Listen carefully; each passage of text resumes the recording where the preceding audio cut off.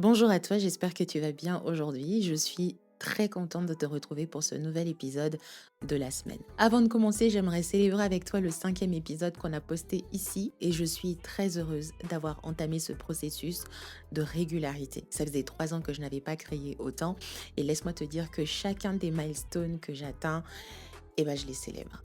Pourquoi c'est autant important pour moi, et c'est le sujet de l'épisode d'aujourd'hui, c'est parce que je réfléchis trop. Je fais partie de la catégorie, officiellement, des overthinkers. Cette année, j'ai pris une décision qui est complètement différente. C'est celle de me soigner. Cet épisode de podcast est dédié à toutes les entrepreneuses qui sont talentueuses et compétentes, mais qui réfléchissent trop. Je crois qu'il serait vraiment approprié de commencer cet épisode avec une rétrospective, pas parce que j'en ai besoin, mais parce que ça va vraiment poser le contexte et vous allez comprendre où est-ce que je vais vous emmener. Si c'est la première fois que tu me rencontres ou que tu m'écoutes, je m'appelle Bemdine Kang et je suis coach en storytelling depuis bientôt 8 ans. Et quand on dit 8 ans, ça ressemble à un enfant aujourd'hui qui connaît le bien et le mal, qui a une pleine conscience. Et moi, c'était comme si c'était hier. Et quand je dis hier, qu'est-ce qui s'est passé concrètement? Cette femme qui avait quitté son pays, sa famille, tout pour s'installer en France, qui a commencé ses études et chemin faisant, j'ai signé mon premier CDI, j'ai commencé mon travail salarié, j'ai monté un business à côté de mes études qui racontait les histoires des gens. Et quelques années plus tard, c'est devenu une école du storytelling. J'ai quitté mon travail salarié pour être à mon compte et aujourd'hui je vis de ma passion. J'ai tellement prié pour ça. J'ai tellement voulu le vivre. Quand j'ai quitté mon travail, j'étais en mode oh yes.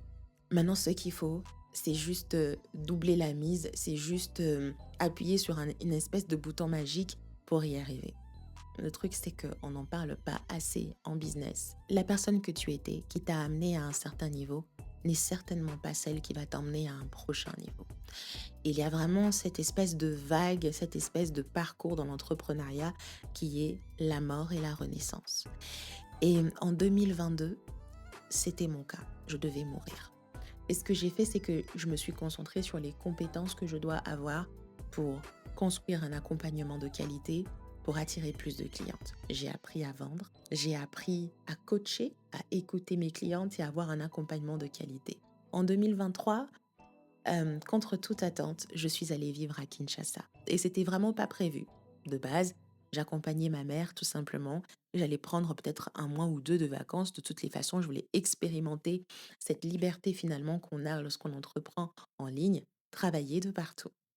Et c'était aussi l'occasion quelque part de continuer ce parcours que j'avais vraiment rêvé d'avoir. Le fait d'être à mon compte aujourd'hui, me permettre de rentrer au pays pour partager mon expertise. J'ai travaillé comme programme manager dans un incubateur en tant que consultante. J'avais un peu maintenu mes activités avec l'école du storytelling, mais de façon vraiment très partielle. Je prenais plus beaucoup de clientes. Je voulais simplement voir autre chose. À Kinshasa, vous savez, le business, il n'est pas digital. Il est beaucoup très physique. En fait, je peux te dire que c'est très difficile de poster des contenus quand on est à Kinshasa, pas parce qu'on manque de temps ou on manque de matériel. On est tellement dans la mouvance, la ville ne dort pas, les gens adorent se rencontrer en physique. Et toi, tu suis le même rythme. Tu es tellement fatigué en rentrant chez toi avec beaucoup d'interactions sociales que tu as eues. Et puis sans oublier les inconvénients sur le terrain, les coupures d'électricité et tout le tatami. Et c'était une période où j'étais heureuse. J'avais rencontré un homme. Guérir de l'anxiété, de la solitude, du vide, parce qu'on n'en parle pas beaucoup pour les profils d'immigrés. On voit toujours l'immigration comme ce petit truc en mode ouais, ils sont venus s'installer chez nous. On ne parle pas du vide que les gens ressentent à avoir quitté leur culture, quitté finalement leurs racines. On ne parle pas de la solitude, du fait qu'on passe plusieurs années sans pour autant voir nos frères et sœurs. Moi, ma sœur, je l'avais pas vue, je pense pendant 12 ans. Mon frère pendant 5, 6 ans, 7 ans. Ma maman 5 ans, pareil. J'ai même perdu mon père entre-temps et je l'avais pas vu pendant 4 ans. Ça m'a beaucoup affectée. Cette partie-là de l'immigration, on n'en parle pas assez. Et très concrètement, le fait d'être rentrée au pays, ça m'a guérie. Ça m'a fait reconnecter à ma culture, à mes valeurs, à mes racines et j'ai découvert l'entrepreneuriat différemment. Je me suis dit, j'aimerais beaucoup, à la longue, la continuité de l'école du storytelling serait peut-être une école physique. Toutes les bonnes choses ont une fin. Cette parenthèse quinoise s'est terminée en fin d'année 2024. Donc en 2025, je rentre en France. Le retour a été très dur. En revenant en 2025, il y avait tellement de choses que je devais laisser mourir. Encore une fois, on est sur la mort et la renaissance. Je devais laisser mourir cette personne, cette partie de moi qui voulait tellement raconter cette histoire de je suis rentrée au pays pour y travailler parce que je sais que c'est le rêve de beaucoup de personnes de rentrer au pays pour investir, peut-être pour y vivre tout simplement à côté de leur famille. La vie à Kinshasa, j'avais un appartement, je vivais avec ma maman, on était tellement proches, je lui ai laissé mon appartement d'ailleurs, et j'étais en mode ah ouais, je m'étais quand même bien installée sur place, et là j'ai l'impression de tout recommencer. Le temps, les gens, parce que des fois en France, les gens sont pas trop gentils. Le climat, c'était lourd en fait en 2025. J'avais commencé un processus de me reconnecter à mon business parce que je sentais que je devais tout simplement le redécouvrir. Et c'est comme ça que j'ai créé les masterclass Éclosion. Comme quoi, nos plus belles réalisations ne viennent pas toujours quand on va bien. Parfois, elles naissent du chaos. Et première édition, ça s'est bien passé. En 2025, je relance la deuxième édition. C'était juste la confirmation que cet événement allait absolument tout changer, me permettre de pouvoir aider plus d'entrepreneuses à se trouver, à raconter leur histoire, à comprendre c'est quoi leur touche, leur signature unique. Et ça a été un succès. J'ai accueilli une trentaine de femmes dans l'école du storytelling en 2025. J'ai renoué ma relation avec Dieu. C'est pas que je l'avais abandonné, c'est que j'arrivais pas à trouver de la place pour lui dans tout ce que je vivais. Et là, j'ai vraiment trouvé sa place dans ma vie, qui est devenue absolument centrale. Quand tu deviens entrepreneur, ta spiritualité monte d'un cran. Peut-être que tu es athée, j'en sais rien, mais tu vas croire en quelque chose. Tu vas tellement lâcher prise sur certains aspects qu'au bout d'un moment, tu vas te dire, écoute, il y a bien une force supérieure sur laquelle j'aimerais simplement me reposer, que ce soit l'univers, Dieu ou la source, parce que grâce à ça, tu arrives à avoir les pieds sur terre. Alors, en 2026, où est-ce que j'en suis et où est-ce que j'ai envie de t'amener? Et c'est pour ça que je parle de trop réfléchir. Au début de l'année, j'ai commencé un peu avec des essais. Je pense que beaucoup de gens ont commencé l'année 2026 en mode janvier est un mois test. Moi, ça a été mon cas. Mon année a officiellement commencé au mois de février. Quand j'ai travaillé ma vision, je commençais à trop réfléchir. Je prenais toutes ces expériences que j'avais cumulées en 2025 et j'ai commencé à me dire que ouais, il va falloir que je fasse ci, il fallait que je fasse ça, il fallait que je fasse ça. Ma vision serait. Et puis j'ai entendu une voix qui m'a dit calme-toi, tu réfléchis trop. Et c'est ça ton problème. J'aimerais vraiment tirer ton attention sur l'aspect de réfléchir trop. Si tu es une femme compétente, qui a tout. Chez elle, elle a tout le matos, elle a toutes les compétences, elle a fait pas mal de formations, elle a fait pas mal de trucs, mais elle n'arrive pas à vraiment lancer son projet.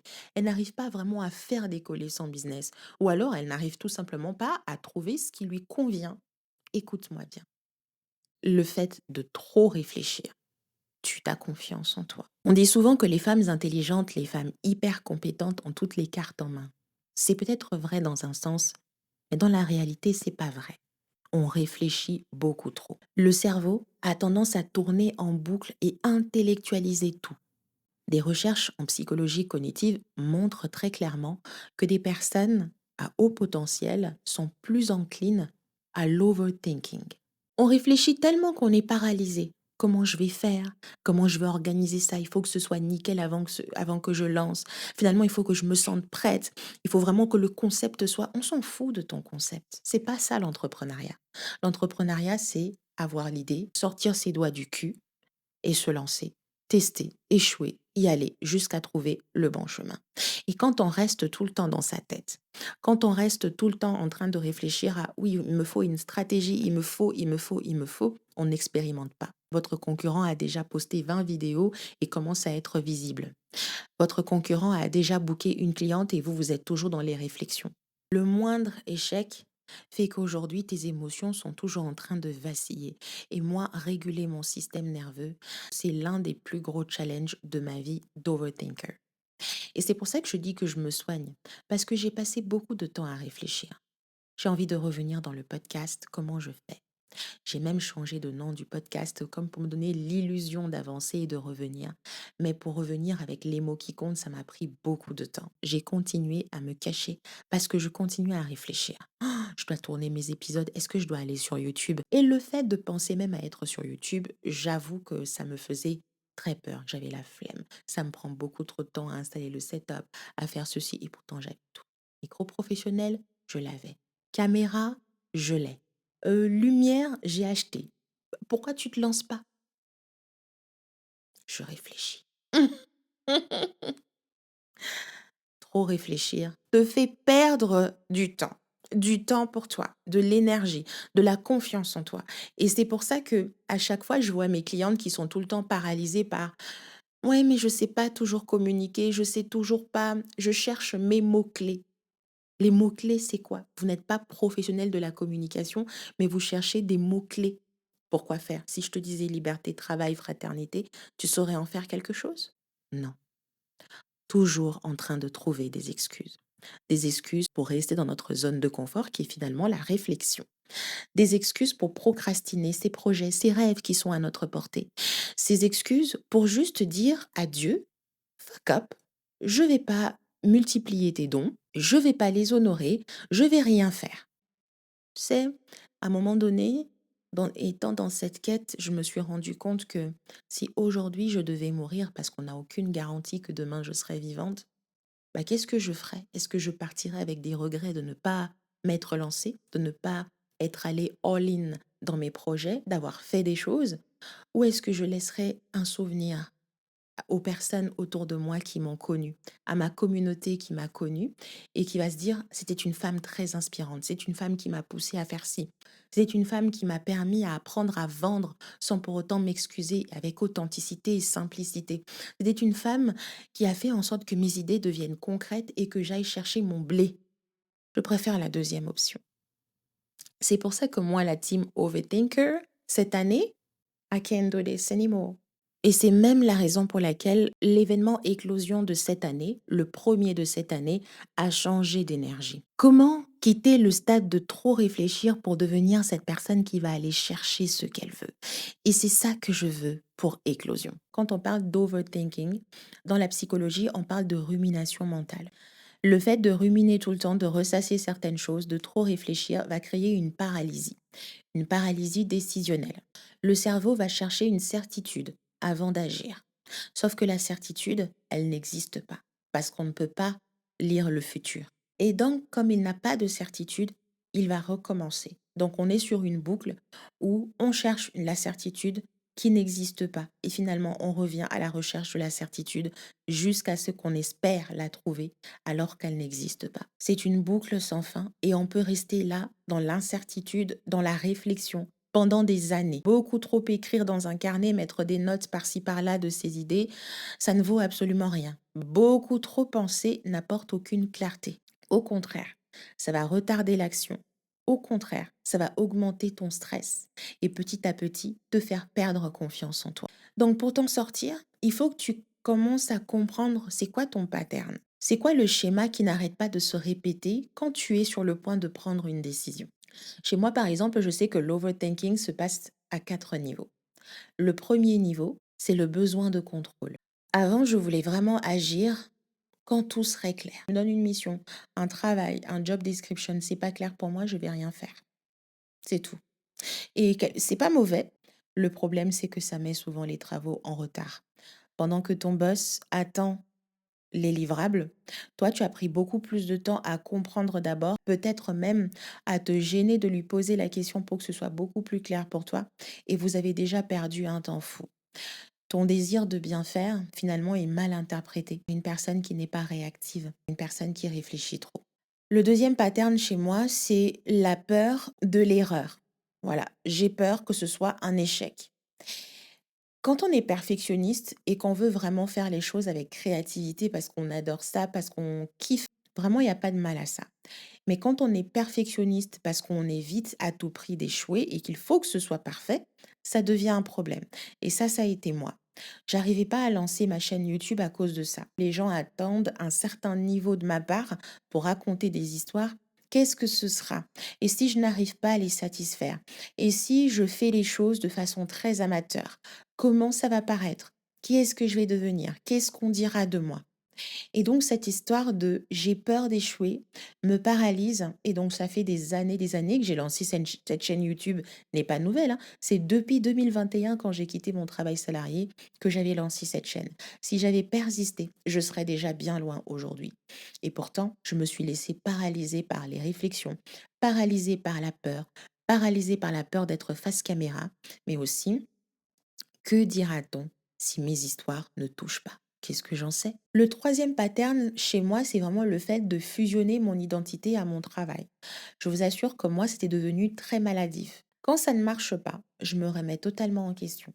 Ça va pas, je suis pas bien, je suis pas normale, je suis nulle. Comment ça se fait que à ce niveau, je dois encore faire des erreurs pour ça? À ce niveau, il n'y a pas de niveau en entrepreneuriat. Ok, on a de l'expérience qu'on va cumuler avec le temps, mais que l'on soit débutant ou qu'on soit beaucoup plus avancé, on deal avec les mêmes peurs, les mêmes doutes.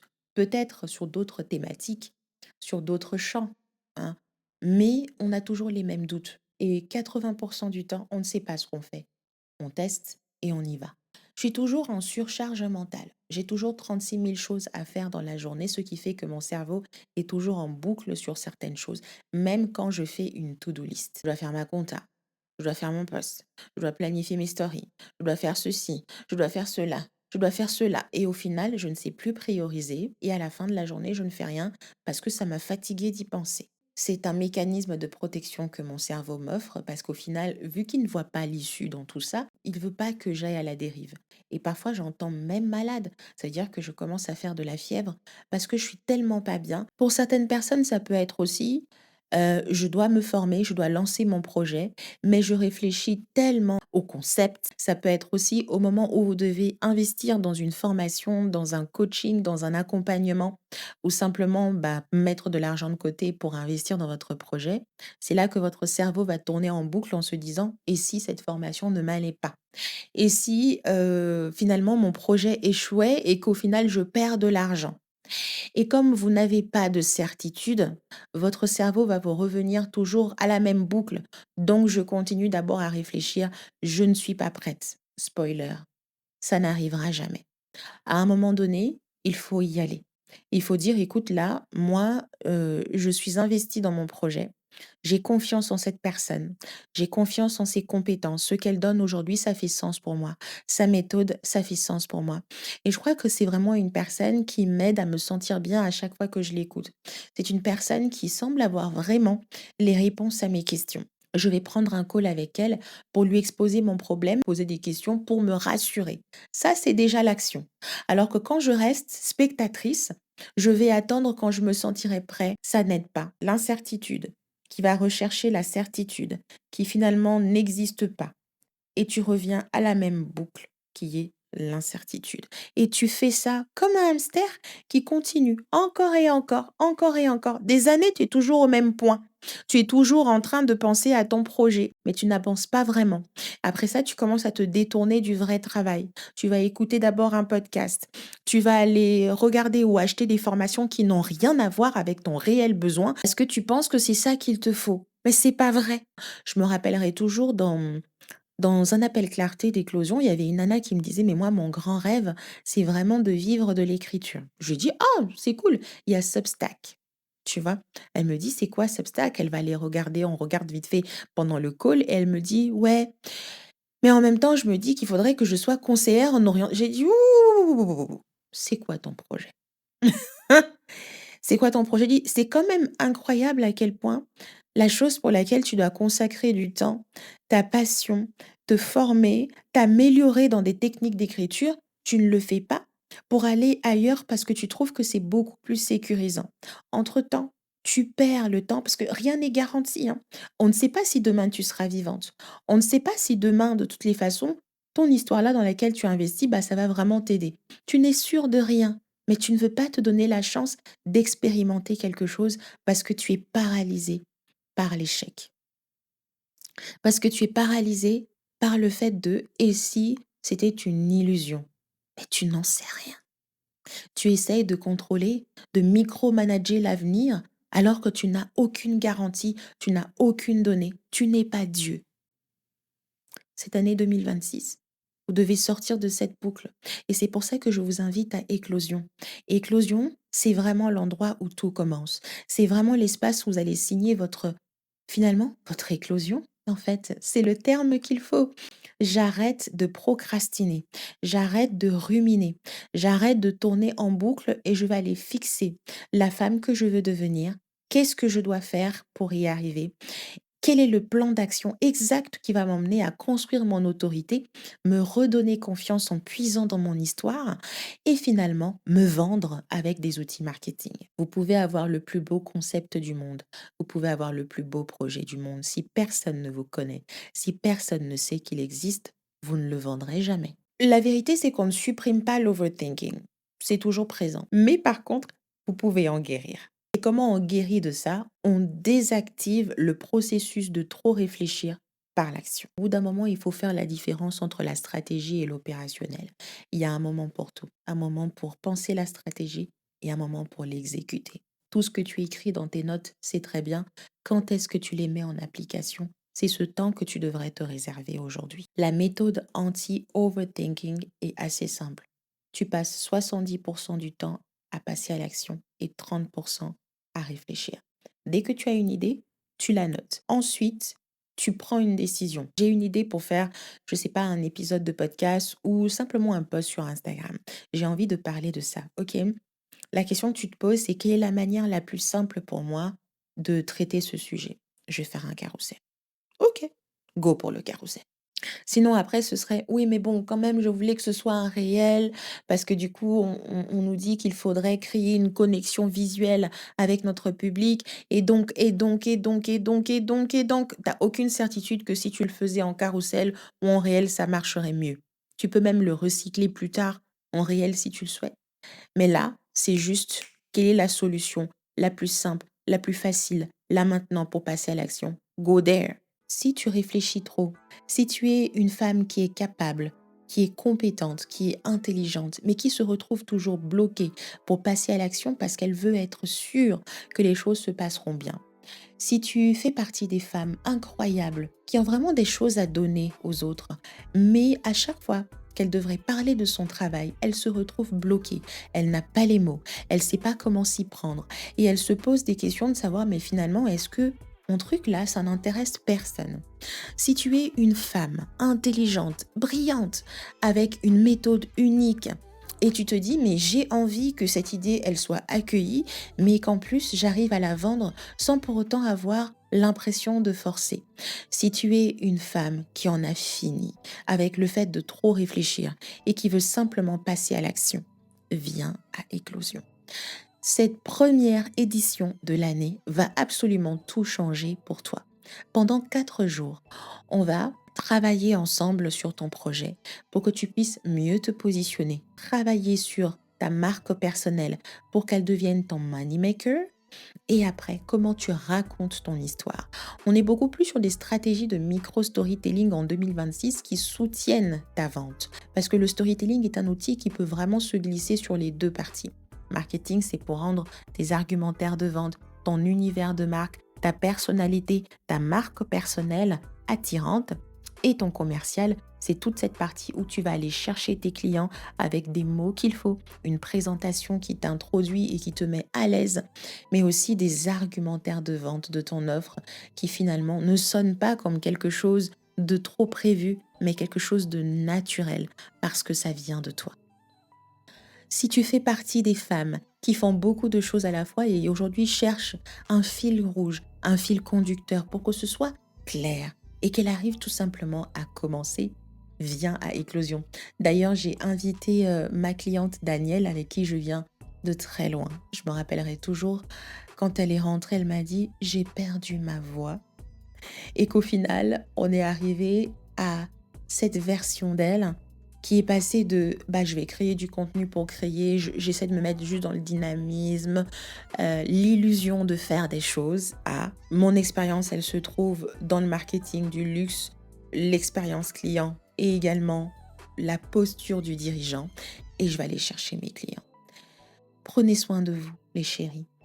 Prenez soin de votre mental. Brisez les boucles, les cycles, les schémas répétitifs, les patterns qui n'arrêtent pas de vous enchaîner. Soyez contre l'ennemi. L'ennemi, c'est vos pensées limitantes. L'ennemi, finalement, c'est tout l'écosystème qui fait que je dois enregistrer ce contenu, mais je ne le fais pas. Moi, je suis en train de l'appliquer dans mon propre business et j'emmène avec moi toutes les personnes qui aimeraient briser la boucle. Je suis une overthinker et je vais me soigner cette année. Si tu es avec moi, inscris-toi à Éclosion. C'est la dernière semaine pour s'inscrire à Éclosion.